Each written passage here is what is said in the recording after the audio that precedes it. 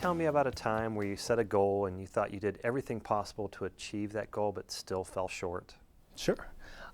Actually, I had a similar experience to that during my internship during the summer of 2010 with UBS Investment Bank.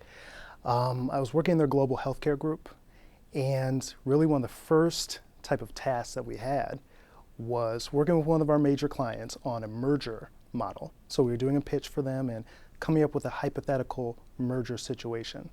And my task was to create the merger model and come up with the analysis so that we could show them our numbers so that it made sense. So one of my senior associates came to me and said, David, this is your task. Go ahead with it. We're not going to help you out. Do your very best, and we'll come to you at the end of the day. So I literally spent the next, I would say, 12 hours of that day working at a computer on my merger model, which I thought, man, I've spent 12 hours. This is going to be perfect. There's nothing wrong with this.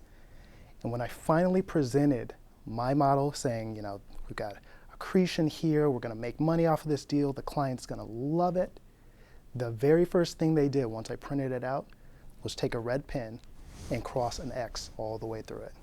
And they said, you did absolutely everything wrong that we were looking for. And although you spent 12 hours, we're now going to have to go and redo this.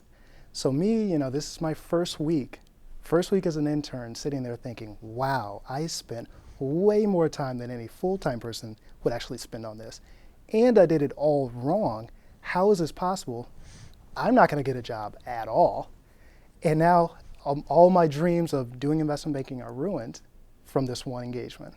And what I later realized was the fact that, when you come in, and this is what they told me at the end of the summer once I finally received a full-time offer, when you come in, they understand you don't know everything.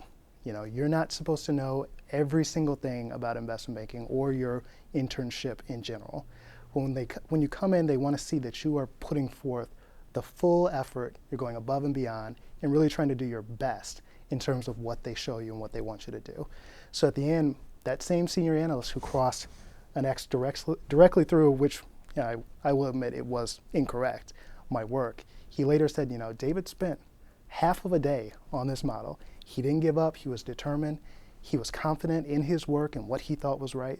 Even though it ended up being wrong, that same determination was what helped him to really be a perfect candidate for what we're looking for as a full-time analyst. So although I failed, and I definitely did fail, I did my best and I learned from that experience and ultimately got a return offer from UBS.